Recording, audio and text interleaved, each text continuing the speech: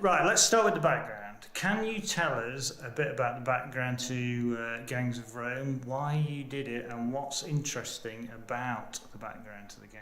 Yeah, of course. It wasn't actually my idea. A chap called Darren Evans brought it to us, and when he was working as a librarian about 8 years ago, he always wanted to play a gang type game in Rome around the Republic when it was getting quite seedy and all the legionnaires were away and etc. So he had the initial concept, and he won't mind me saying he brought the game, but it was very much Rome Necromunda, and we obviously that would be an easy win, doing Necromunda or Mordheim again. So we took the game, myself and a chap called Adam Dobbins, and we thought about how we could take this concept of these gangs within Rome and create a gang fighting game with Rome as the background. What really attracted me was, as you can see, all the buildings. I think the setting is beautiful, and the idea that your gang members can be anybody. So it's not taking this concept of they're all this type of gang. This guy's good at shooting. This guy is good at fighting. We wanted to take normal Roman citizens, the plebs, and create a story around them. And that's what really attracted us to it. Okay. What's a typical makeup of a gang? What would a gang look like? How many members, how many models? Yeah, a typical gang, really, it depends on what scenario you're going to play, really. It's very scenario driven. So what would happen is, for instance, if we were going to play a game, we would decide on what the scenario was going to be ahead of time. We wouldn't rock up on the day with our gangs and work out the scenario. So it would be maybe to save a famous senator's daughter. So we would know what the mission is. We would then go away and we'd work out the best gang each, either to rescue or stop the rescue taking place. And we would work out how many points we want to play. So it gives you some variety around the scenarios. You could play 100 points or 200 points or whatever you want to play. And then you pick your gang members for that scenario, and it could be anybody who you have in your stable. So the idea is I'm a dominus of a Roman house. I don't have a fixed gang. Again, we're talking about Necromunda. It's not fixed, and I stay with that. I can actually take any of my gang members as long as they total up to that many points that we're going to play. So I pick, maybe I want some guys who have got great agility, because it's a quick mission. I need to get in and get out quickly, so I would take some of those. I'd probably take a couple of guys who give me some muscle, so they would come in, up to the total of what we're going to play. Adding to that then, we'd add the coins, and these coins all have different equipment. So what happens is this gives you some balance as well. So you can, once you pick your gang, you can arm them. So where they may have, I don't want to say rubbish stats, because none of them are, some deficiencies, you can pep them up with these that you're taking.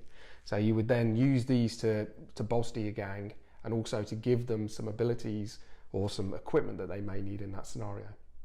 So that's how you do it. So the idea of building your gang is really a big chunk of what the game is, because it's not fixed. If we're playing, I'm not going to turn up with the same gang every time we play. So until I turn up and I set my gang up on the table, you don't know who I've got, you don't know what coins I'm bringing, any of that to the actual game until the actual game starts. And you won't know what coins I have until we start to activate them.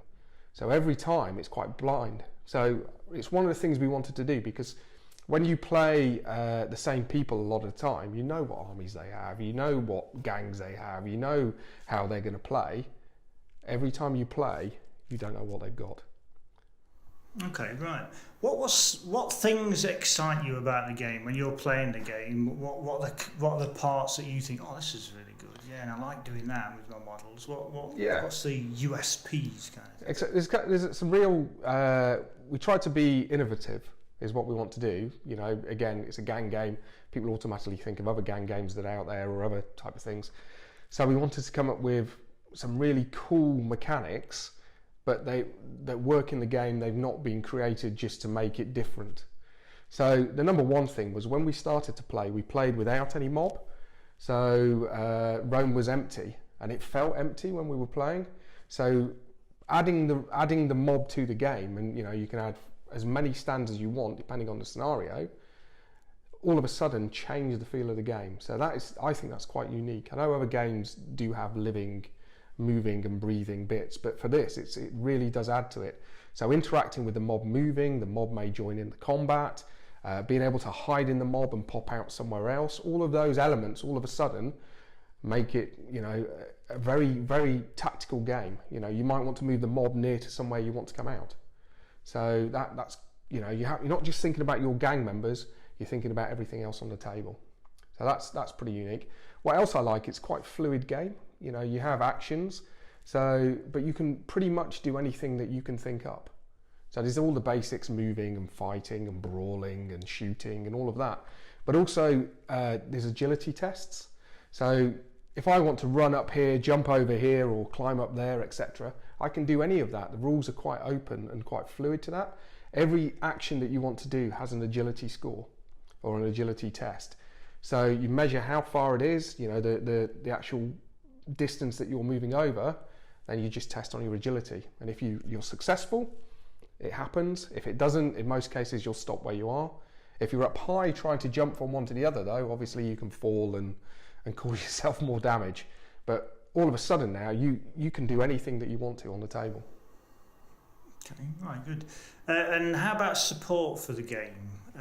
Models and buildings and everything. What's out there and what's going to be out there as well? Yeah, support-wise, we've got 30 buildings from Sarissa. Sarissa have jumped in and partnered us on this with both feet. They were very keen to build Rome, and they've done a fantastic job. When we first saw it, it was pretty gobsmacking. It was more than we could have asked for. Apparently, they're going to do more. They're talking about doing another 30 buildings. We're going to do some scenario pieces, some buildings that will fit scenarios.